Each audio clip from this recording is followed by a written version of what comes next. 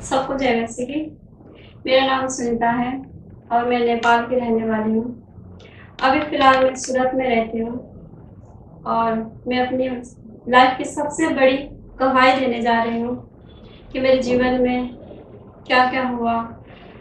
कि जब से मेरी शादी हुई थी तब से लेकर अब तक मतलब जो कुछ भी हुआ मैं उस गवाही को मैं बताने जा रही हूँ कि मेरे जीवन में जब शादी हुआ तो जब हम फैमिली प्लानिंग कर रहे थे बेबी के लिए, 1 साल के बाद जब हमने फैमिली प्लानिंग की बच्चे के लिए, तो फिर तो 6 महीने तक फर्स्ट बेबी था। 6 महीने तक मतलब छठवां महीना तक हमारा सब कुछ ठीक था। फिर धीरे-धीरे करके हमारे मतलब बुरे सपने आने लगे मुझे, दुष्ट शैतान के अटैक्स होने लगे। रात में, दिन में मैं किसी टाइम भी सो नहीं पाती थी। मुझे बहुत ज़्यादा प्रॉब्लम होती थी, मैं बहुत ज़्यादा टेंशन करती थी, सोचती थी बहुत और बहुत ज़्यादा घबराती थी अंदर से, रोती थी अकेले में, क्योंकि कोई ऐसी बातें होती है जो मैं किसी को बता भी नहीं सकती, मेरे साथ ऐसा-ऐसा होता था। फिर मैंने अपने पति से मैं शेयर करती थी इस बात को कि मुझे ऐसे सपने आते हैं, मुझे ऐसा होता है। ऐसे करते-करते फिर एक दिन ऐसा सपना आया मुझे कि कोई दुष्ट शैतान मुझे सपने में मुझे बहुत दूर लेके जा रहा है और बहुत सारे बच्चे मुझे दिखाई देते थे और वो बच्चे मुझे नोच रहे, मुझे मतलब छीन रहे हो। ऐसा सपना मुझे आया। फिर उसके बाद उसी रात मैं सपने से मैं जैसे बाहर आई, नींद टूटी मेरी, फिर मैं बहुत रोने लगी और घबराई हुई थी, मैं डरी हुई थी। मैंने अपने हस्बैंड को उठाया, उनसे मैंने इस सपने को शेयर किया कि मुझे ये ऐसा हुआ, तो उन्होंने मुझे समझाया और मुझे हिम्मत दी, साहस दी। लेकिन तब भी मेरा मन नहीं मान रहा था, मैं रोई जा रही थी कि मेरे साथ ऐसा क्यों हुआ, सपना इतना बुरा आया। फिर मेरे पेट में और मेरे कमर में, बैक में मुझे दर्द होने लगा बहुत ज़्यादा। फिर मेरे हस्बैंड ने मुझे समझाया, मुझे हौसला दिया कि अब सो जाओ, कोई टेंशन मत लो, कुछ बात मत सोचो करके। फिर वो सो गए, लेकिन मुझे नींद नहीं आ रही थी, मुझे बहुत ज़्यादा बेचैनी हो रही थी और मैं घबरा रही थी, मैं डर रही थी खुद से कि कोई प्रॉब्लम ना आए, क्योंकि पहला बच्चा था। हम बहुत खुश थे कि जब हमारे जीवन में बच्चा आया था, तो हम बहुत खुश थे कि बच्चा हमारा प्रेग्नेंट हो और मेरा बच्चा होगा करके। हमने बहुत सारे सपने भी बनाए मतलब। फिर उसके बाद डर रही थी, मैं खुद अंदर-अंदर से डर रही थी, लेकिन मैं अपने हस्बैंड को नहीं बता पा रही थी कि मैं इस चीज़ से बहुत ज़्यादा घबरा रही हूँ। फिर उसके बाद धीरे-धीरे करते-करते 2-3 बजे का टाइम था। मुझे बहुत ज़्यादा दर्द, पेन शुरू हो गया कमर में और पेट में। फिर उसके बाद उस रात के टाइम पे कोई सुविधा नहीं था, कोई हॉस्पिटल खुले नहीं थे, सब जगह बंद था, कोई सुविधा नहीं था कि हम कहीं जा सकें कि क्या हो रहा है, क्यों दर्द हो रहा है चेकअप के लिए। फिर हमने सुबह टाइम का हमने वेट किया कि हम सुबह टाइम रात भर जाकर हमने सुबह के तक जाकर हमने वेट किया। फिर उसके बाद सुबह होते ही 6 बजे हम घर से निकले कि हम चेकअप के लिए जाएँ, हॉस्पिटल गए। फिर उसके बाद हमने जब चेकअप करवाया तो डॉक्टर ने रिपोर्ट में अल्ट्रासाउंड करवाया, सब नॉर्मल ही था, लेकिन मेरा दर्द बंद नहीं हो रहा था। फिर उसके बाद जब हम घर आए, डॉक्टर ने बोला कि ये दर्द, ये पेन ठीक हो जाएगा, कोई बात नहीं, घबराना नहीं है। उसने दवाई लिख कर दिया और शरीर में बहुत ज़्यादा कमज़ोरी बताई, खून की भी कमी बताई। फिर हम वो रिपोर्ट लेके घर आए, क्योंकि हमारे पास वहीं से दवाई लेने के लिए बजट नहीं था। मेरे हस्बैंड फिर घर से इधर से पैसे के इंतज़ाम करके वो गए, लेकिन मैं घर में थी। मेरा दर्द बढ़ता चला गया। वो घर पे दवाई लेके आए भी नहीं थे कि मुझे ब्लीडिंग शुरू हो गई थी। जब ब्लीडिंग शुरू हो गया था तो मेरा हालत बहुत ज़्यादा नाजुक हो गया था। मैं खुद को सँभाल नहीं पा रही थी कि इतना तेज़ दर्द हो रहा था और ब्लीडिंग हो ही जा रहा था। फिर मैं अपने कंट्रोल से बाहर हो गई थी, क्योंकि मेरा बहुत ज़्यादा दर्द और ब्लीडिंग हो रहा था। मुझे अजीब से हो रही थी कि मैं होश में नहीं थी। फिर मेरा हस्बैंड घर पे पहुँचे, मुझे लेके हॉस्पिटल गए। इमरजेंसी में मुझे एडमिट किया गया, ओपीडी में मुझे एडमिट किया गया। फिर उसके बाद जब चेकअप हुआ, अल्ट्रासाउंड वगैरह हुआ, लेकिन डॉक्टर ने दवाई भी दिए, ग्लूकोज़ भी चढ़ाया, बहुत इंजेक्शन वगैरह लगाए कि ताकि ब्लीडिंग रुक जाए, लेकिन तब भी रुकने का नाम नहीं ले रहा था। फिर ऐसे करते-करते 1-2 घंटे के बाद जब और फिर से डॉक्टर ने चेकअप किया, कि वो अंदर खराब हो चुका था, अल्ट्रासाउंड में दिखा। फिर उसके बाद डॉक्टर ने हमें जवाब दे दिया कि अब कुछ नहीं हो सकता, अब सफाई करनी पड़ेगी, क्योंकि 6वां महीना था। जब ऐसा सुना हमने तो हम अंदर से टूट गए थे। मेरे हस्बैंड और मैं अंदर थे, अकेले थे, तो बहुत ज़्यादा हमारे सपने टूटे।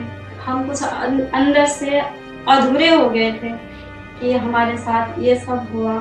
फिर उसके बाद हमने बड़ी मुश्किल से हिम्मत तो जुटाई, लेकिन फिर भी हम अपने आप को रोक नहीं पा रहे थे।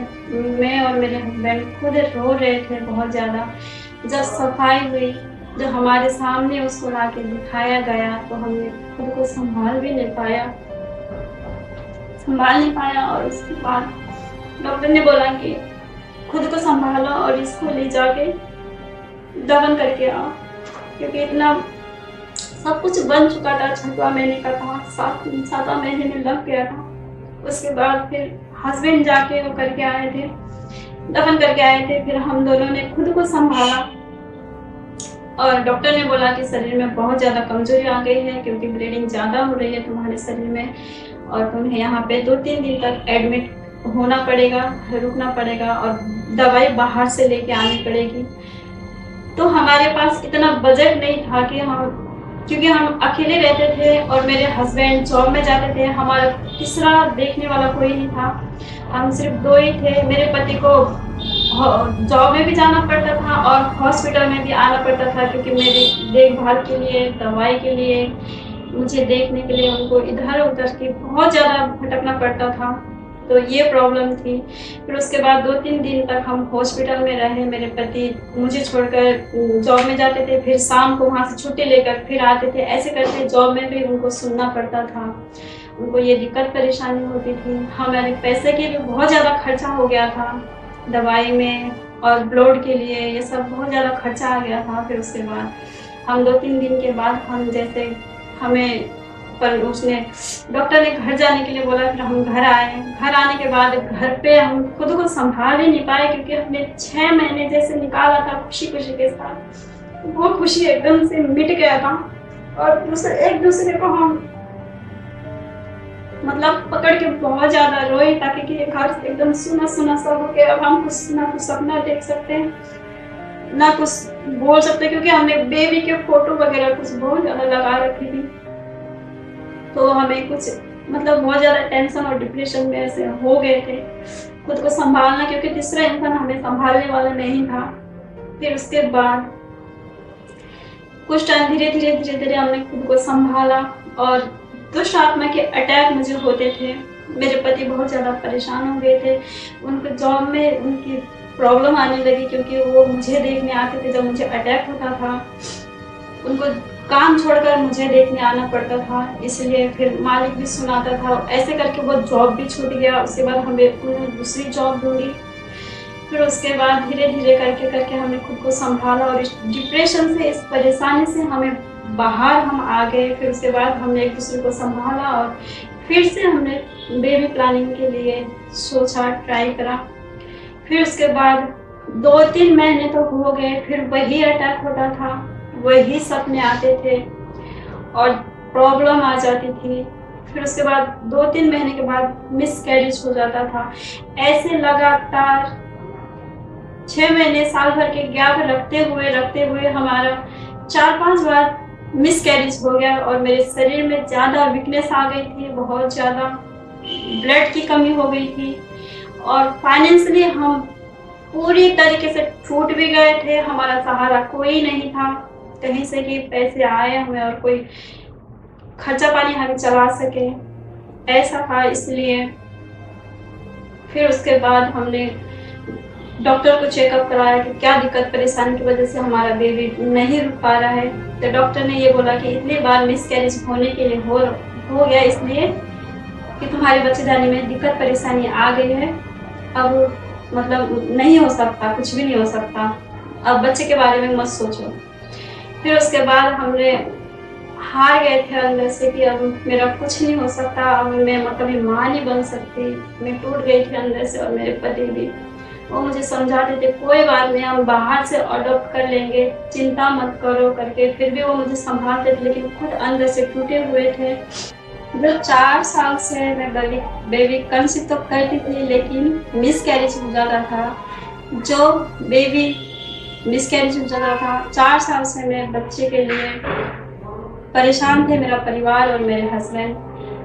फिर उसके बाद कहीं से मेरे रिश्तेदारों में से मैंने परमेश्वर का नाम को जाना, और जो ऊपरी हवा मेरे अंदर अटैक करता था, मैं उसके लिए परमेश्वर में आई, उनके भवन आई।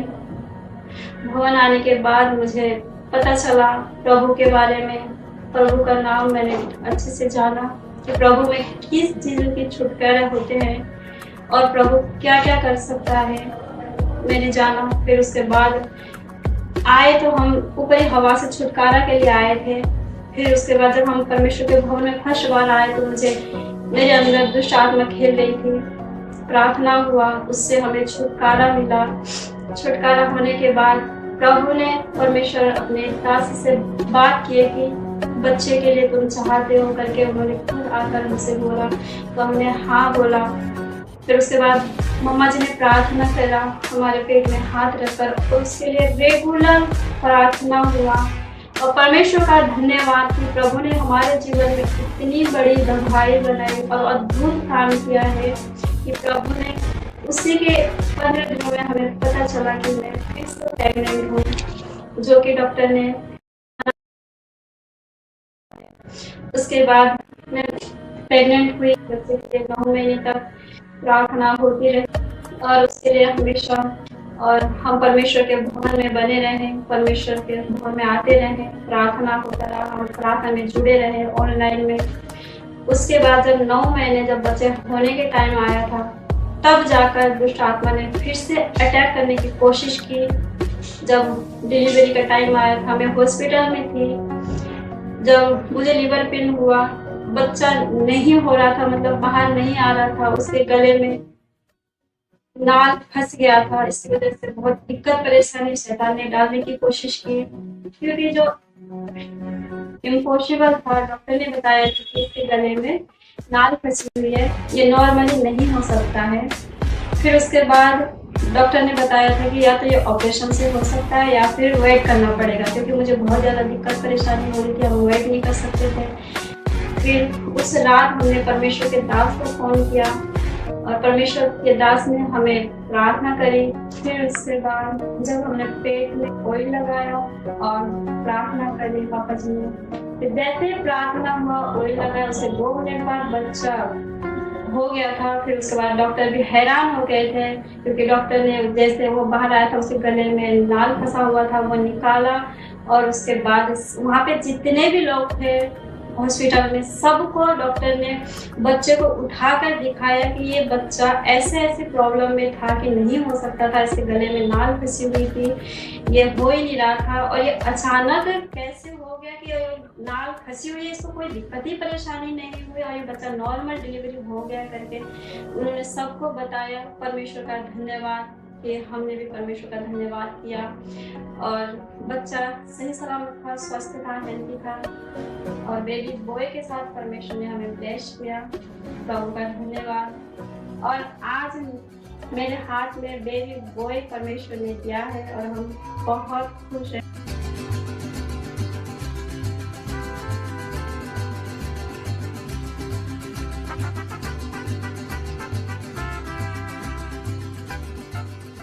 तो जैसे मैंने चर्च आया, परमेश्वर के बारे में मैंने जाना, और मेरे लिए परमेश्वर के दासों ने प्रार्थना किया, वैसे ही मैंने 15 दिन में मुझे परमेश्वर ने बच्चे के साथ ब्लेस किया, मैं प्रेग्नेंट हुई। और परमेश्वर का धन्यवाद। रविंद्र सिंह जी चर्च, वहाँ का धन्यवाद करती हूँ, और क्योंकि जितनी भी तारीफ की जाए कम है, क्योंकि वहाँ पे बहुत ज़्यादा अद्भुत काम होते हैं। और मैं सबको ये कहना चाहती हूँ कि परमेश्वर में विश्वास करें कि, और चर्च में आए, परमेश्वर पे विश्वास रखें, और सबको जय मसीह।